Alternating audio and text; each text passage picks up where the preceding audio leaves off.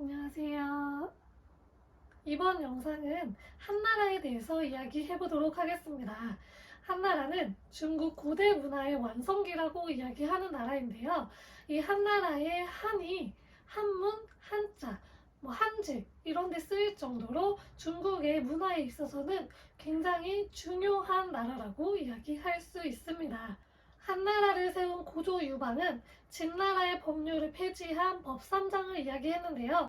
여기서는 사람을 죽인 자는 사형에 처하고 도둑질이나 상해를 입힌 자에 대해서는 그 정도에 따라서 처벌한다는 내용을 담고 있습니다. 고조는 이전에 봉건제하고 군현제 실시하는 과정들을 공부를 하면서 이거는 둘 다 너무 단점이 강하다고 생각을 했었나 봐요. 그래서 군현제와 봉건제를 합쳐놓은 군국제를 실시하였습니다. 군국제는 말 그대로 봉건제하고 군현제를 합쳐놓은 건데요. 이 군국제는 중앙에서 가까운 곳에는 중앙에서 직접 관리를 파견한 군현제를 실시하고, 중앙에서 먼 곳은 제후들을 분봉해서 간접 지배를 하는 이중적인 통치체제를 말합니다. 그리고 이후에 진나라의 이런 가혹한 형법을 없애고 소하라는 사람이 구장률이라는 법을 제정하게 됩니다. 그리고 진나라 이래로 계속되었던 흉노와의 관계를 정리했어야 됐는데요. 이 한 고조는 평성 전투에서 흉노에게 패배를 하게 됩니다. 그래서 관시 개방, 연지 파견, 매년 옷감과 식량 제공 등의 약속을 하게 됩니다. 고조 이후에는 일명 문경치지로 불리는 안정기에 접어들게 됩니다. 먼저 문제는 완화 정책을 펼치는데요. 언로를 개방하고 육형을 폐지하고 연좌법을 폐지하는 등의 완화 정책을 펼칩니다. 그리고 납속 수작책을 실시했는데요. 이는 곡물의 납입량에 따라서 자귀를 수여하던 제도였습니다. 이 자귀는 나이에 따라서 차등이 있었기 때문에 이 자귀 수여로 인해서 향촌 지배 질서가 잡히게 됐다는 평가도 있습니다. 이후 경제시대 때는 조조라는 사람의 건의로 둔전제를 실시하였고, 변방지역에 대한 납속수작책도 실시하게 됩니다. 고조 시기 때 군국제를 실시했다고 이야기했잖아요. 그러면서 지방에 분봉했던 제후들이 시간이 지나면서 주나라처럼 독립성을 갖게 되고 힘을 갖게 됩니다. 그러면서 회남왕 유장이 반란을 일으키게 되는데요. 이를 계기로 제후들의 영지를 삭감하게 됩니다. 이 영지 삭감에 반발을 해서 오초 등의 칠국이 반란을 일으키게 되는데요. 중앙에서 파견한 주화부에 의해서 이 반란은 진압이 되게 됩니다. 결국에 제후 왕들의 권력은 약해졌어요. 지방에서 직접 관리를 보내서 지배하는 방식을 펼쳤고, 영지는 더욱더 삭감되었다고 합니다. 이 문경치지의 안정된 체제 속에서 중국 한나라의 전성기를 이끌었던 한 무제가 등장을 하게 됩니다. 이 무제는 지방에서 세력을 점점 키우고 있던 제후들을 통제할 필요성을 느꼈는데요. 그래서 추은령, 주급률, 좌간률, 부익률, 아담률과 같은 정책들을 실시하게 됩니다. 추은령은 제후들이 자제들한테 자신이 받은 봉지를 모두 나눠주도록 해서 그 다음 제후들은 조그마한 땅만 가질 수 없게 만드는 여후가 되도록 만드는 제도였고요. 주급률은 왕에게 황금을 진상해야 되는데, 이때 황금의 양이 부족하거나 황금의 순도가 낮거나 하면 처형시키는 법이었습니다. 아담률은 중앙에서 파견된 관리가 제후왕의 죄를 묵인했을 시에 처벌을 받는 것을 말했습니다. 그리고 좌간률은 제후하고 따로 군신관계를 맺지 못하도록 하던 법이었고요. 마지막으로 부익률은 제후왕이 자신의 봉지 안에서 따로 세금을 더 걷거나 아니면 세금의 양을 늘리는 것을 금지했던 제도였습니다. 그리고 한무제는 대외 원정 또한 실시했는데요. 이 흉노와의 관계가 건국 초부터 계속해서 문제였습니다. 그래서 이때는 위청이라든지 곽거병 이런 사람들에 의해서 흉노를 정벌할 수 있었고요. 그리고 장건을 서역으로 파견해서 월지국 그리고 오손 이런 나라들과 동맹을 맺어서 이 흉노에 대항할 수 있도록 했습니다. 이 과정에서 장건이 2차례나 흉노에게 인질로 잡혔다가 풀려났다고 합니다. 이런 대외 원정은 막대한 재정이 필요했고 또한 무제 자신도 스스로 사치 생활을 했기 때문에 재정이 고갈이 되게 됩니다. 이런 재정 고갈을 타개하기 위해서 무제는 통제 경제 정책을 실시하게 됩니다. 먼저 소금, 철, 술 이거에 대한 전매 사업을 실시했고요.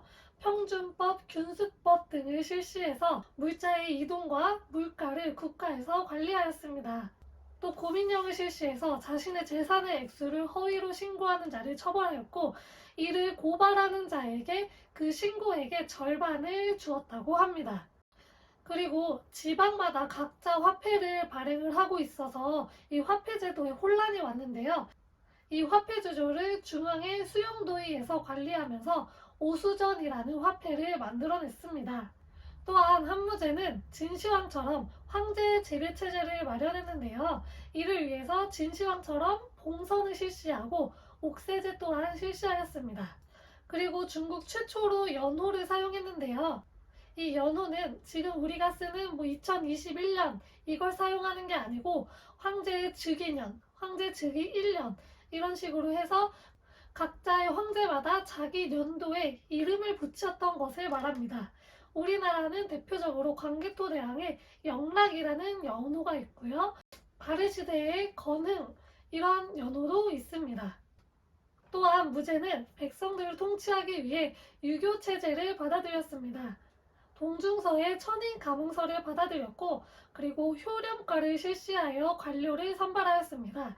효렴과는 효와 청렴을 기준으로 관리 추천을 받아서 이 사람을 관료로 쓰는 것을 이야기합니다. 한나라는 대토지 소유와 이로 인해서 점점 농민층의 몰락 그리고 계층 분화가 이루어집니다. 이러한 상황 속에서 외척인 왕망이 권력을 잡고 새로운 나라인 신을 건국하게 됩니다. 굉장히 짧게 있었지만 굉장히 임팩트가 강했던 나라입니다.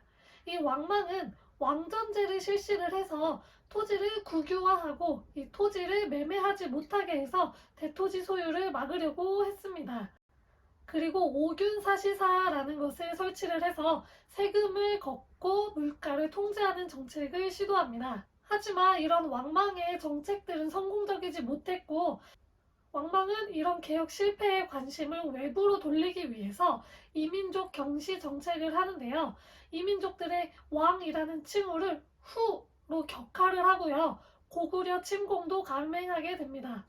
하지만 이러한 것도 성공적이지는 못했고 오히려 주변 국가들과의 갈등만 더 커지게 되는 그런 결과를 낳았습니다. 이런 왕망들의 실패적인 정책으로 인해서 농민 반란이 곳곳에서 일어났고 대표적으로 농림군과 정미군의 반란이 일어났는데요. 후한을 세우게 되는 광무제 유수가 속해 있던 게 농림군이었습니다. 결국 이런 농림군과 호족들의 반발로 인해서 왕망의 신은 결국 멸망하게 됩니다. 농림군에 의해서 신나라가 멸망을 하게 되고 후한이 건립되게 됩니다. 이때 후한을 세운 광무제 유수는 호족들의 지지를 받아서 건립이 되었기 때문에 호족들의 이해관계를 무시할 수가 없었습니다. 그래서 호족들의 대토지 소유를 인정해주는 결과를 낳았고 이 대토지 소유의 인정이 후에 황소의 난으로 또 이어지게 되는 결과를 가져오게 됩니다. 광무제는 신나라에서 후한으로 넘어가면서 다시 또 혼란해졌기 때문에 이 혼란한 상황을 수습하고자 안정책을 펼쳤습니다. 민생 안정책으로는 조세를 감면하고 징병제를 폐지하였고요. 또한 유학을 장려를 해서 중앙에 태학을 설치하고 오경박사를 두었습니다. 이 태학의 태학생들에 의해 벌어진 게 바로 청류운동입니다. 당시에는 황간의 권력 남용과 그리고 매관 매직이 굉장히 성행해 있어서 굉장히 부패했는데요. 이러한 사람들과 우리는 다른 청렴한 사람들이다 해서 스스로를 본인들을 청류라고 불렀고요. 그런 타락한 사람들을 탕류라고 불러서 서로를 좀 분리를 했습니다. 그러면서 이 탕류들을 비판을 하기 시작하는데요. 당연히 탕류로 불리면서 기분이 나쁘겠죠. 이 탕류들은 청류들을 탄압하는 정책을 펼치게 됩니다. 대표적으로 당고의 금이라는 사건이 있습니다. 이 당고의 금은 호족 기반의 세력을 상실하는 결과도 가지고 오게 됩니다. 이후 아까 앞에서 이야기했던 대토지 사유 등의 문제가 불거지면서 농민들 사이에서 태평도라는 신흥 종교를 토대로 해서 반란을 일으키게 됩니다. 이게 바로 황소의 난이고요. 우리나라의 최치원이 토황소경문이라는 것을 작성을 하게 되는 배경이 되기도 합니다. 그리고 지방 곳곳에서 점점 호족 세력들이 발흥을 하고 있었는데요. 이 호족들은 각지에서 세력을 키워나가서 각자의 나라를 만들고 이후에 삼국시대, 위초고의 삼국시대를 형성하게 되기도 합니다. 한나라의 대표적인 서적에는 사기와 한서가 있습니다. 이 사기는 사마천이 작성한 것으로 기전체의 서술 체제를 따르는데요. 기전체는 봉기, 열전, 지, 연표 이런 순서대로 역사를 서술한 방식을 이야기합니다. 이 사마천은 이릉 사건을 변호하다가 사형을 당할 위기에 처하게 됩니다. 그런데 이때 사마천은 사기를 쓰고 있었는데요. 자기가 이거를 중간에 쓰다가 그만둘 수 없다고 해서 궁형을 당하는 것으로 대신했다고 합니다. 그런 어려운 상황 속에서도 사마천은 이 사기의 서술을 완성하였습니다. 그리고 한서는 반고에 의해서 쓰여진 책으로 이 전에 사마천 사기의 기전체를 답습한 형태입니다. 그리고 한나라만 적은 단대사 체계를 정립했고요. 이후에 역사서들이 정사를 기록할 때에는 이 단대사 체계에 따르게 됩니다. 이번 영상에서는 한나라에 대해서 이야기해보았고요. 다음 영상에서는 위진 남북조 시대에 대해서 이야기해보겠습니다. 감사합니다.